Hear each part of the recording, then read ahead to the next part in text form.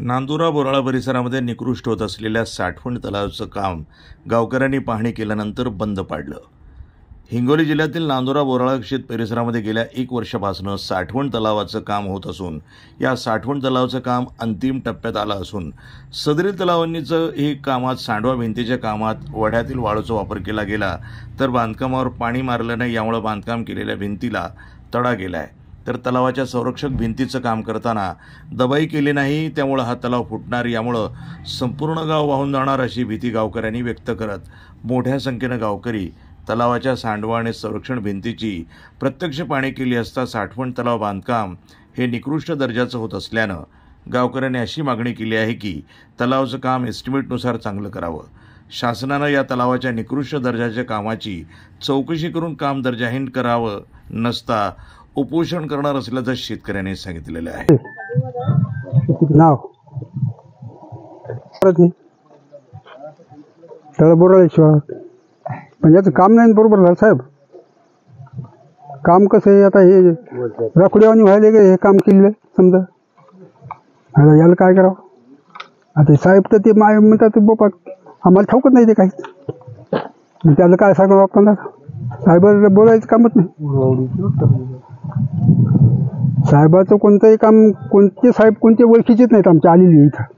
आता आम्ही 24 तास इथं शेतात राहतो, पण एकही साहेब आमच्या कोणत्याच आले नाही, फक्त कांबळे येतं बाबा कोबा येतात ओळखीची, बाकी एकही नाही साहेब आमच्या ओळखीचंच नाही, पाहिलंच नाही। मग त्याचं ते राखोडाच आहे समजा, त्या भीतीचं काम आणि ते काय काम आहे तर ते तुमचं तुम्ही पाहत राहता आधी, बाकी साहेब कोण नाही राहत, गाव नाही जात, धंगेवाडा पुरत होता आपला काय। आता दुमार काय मग आता पुन्हा मरायची पळ येईल आता, आता काय मागायची झालं? बाकी काय नाही बाजू तिथं असतो, बाकी काय होत नाही तिथं। पहिलं तळ एक तसं झालेलं आहे, एक पेपरदऱ्यातलं तळ तसं झालेलं आहे, एक बोरदऱ्यातलं तळ तसंच झालेलं आहे, काहीच नाही तिथं। आणि हे 4था भाग चाललेला आहे, आणि तिकडचं नांदुऱ्यातलं कसंही बी दिवाळीपासून चालतं, बाकी काही याच्यात राम नाही पाहिजे तर मग आता ते पुरतं राहिलं आता आले। म्हणजे असे आमच्या गावाला 3 तलाव झाले। मागल्या तलावात ते सांडव्याचं काम असं झालं की ते सांडवा बोगस झाल्यामुळे त्या तलावात पाणी थेंबही राहत नाही, आता नगदी काय आलंय। आणि आता हे बी त्या प्रकारचंच झालं। माझी 18 एकर 18 गुंठे जमीन गेली या तलावामध्ये, आणि 3 गुंठे जादा भरली तरी त्याची काही दखल घेणे शासन, नुसतं येतो म्हणतात 6-7 महिने झाले प्रस्ताव दिला। आणि या गावची बोराची 55 लोकांची शेती केली या तलावामध्ये, आणि काही लोकांची जास्त केली ते त्यामध्ये मी एक हो, अशी एकाची तर मोजलीच नाही शेती त्याची, ते चालले नियमानं। आणि इंजिनियर फक्त महिन्यात एकदा दोनदा येतात ते झालं यायच्या नमुन्यावर, हे म्हणतात आम्हाला माहित नाही। हे कांबळे आणि हे आलेले या लातूरचा कोणता ठेकेदार अजून तर त्याचं तोंडच बघितलं नाही कोण। आणि हे वरीस 2 वर्ष करायचं काम ते 2-4 महिन्यात आटोपलं त्यांना, एवढ्या झटपट काम केलं। तर काड्या कचरा याचा फक्त 2 माणसं आहेत, म्हणजे त्याला चहा पाणी करतील का, मुळ्या वेचतील का, काय करतील हे बघून घेणार। आता विचारा सुपरवायझरला किती माणसं आहेत कामावर, 2 माणसानं होतं का बघा तुम्ही। 2 माणसं येतं, 2 माणसानं काय काय होणार? त्याला पाणी देणार, चहा देणार का, मुळ्या वेचणार त्याच्यात का काय येणार? मला असं आम्हाला आमची शेती पाणी आलं, पाणी येणार, थोडं आमचं बागायती होणार, गावाला पाणी भेटणार, पियाला पाणी भेटणार, विहिरीला पाणी लागणार, म्हणजे आम्हाला आनंद होणार।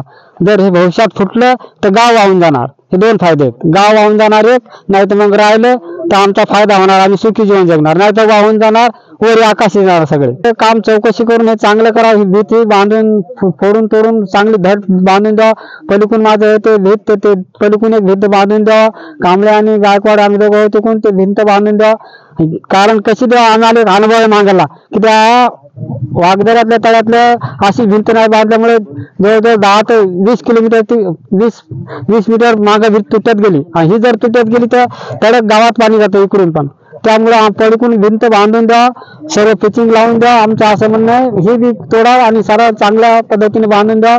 फक्त 1 क्विंटल याच्यामध्ये गज वापरलेला आहे, 1 क्विंटल असं कामगाराचं म्हणणं, 1 क्विंटल गज वापरला, आणि ते 2-2, 3-3 फुटावर, आणि वड्याची रेती वापरली, हे एस्टिमेट पाहावा।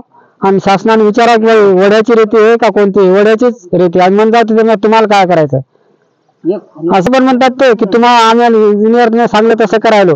इंजिनियर आमच्या शेत येतं, इंजिनियर हप्त्यात एकदा नाही तर महिन्यात एकदा येतं. आमच्या शेत येतं, दररोज आम्ही राहतो इथं.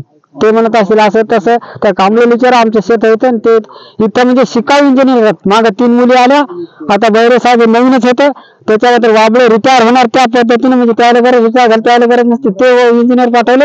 आणि नंतर शिकाऊ इंजिनियर अमोल बहिरे, त्याच्यानंतर मुली आल्या 2-3.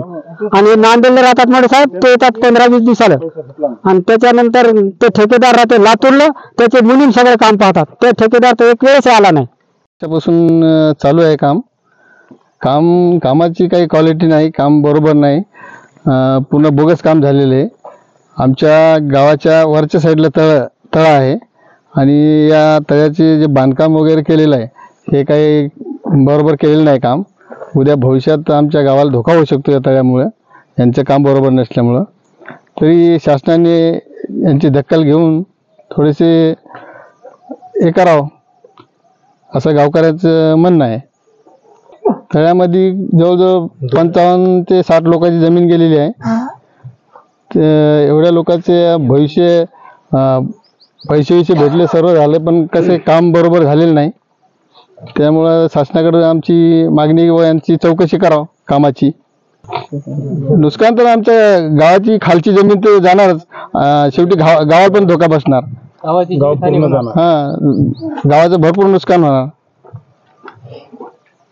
आमची मागणी हीच आहे की शासनाने येऊन या कामाची शहानिशा करून जनतेला चांगल्या दर्जाचं काम करून द्यावा. NTV news Marathi, Hingoli.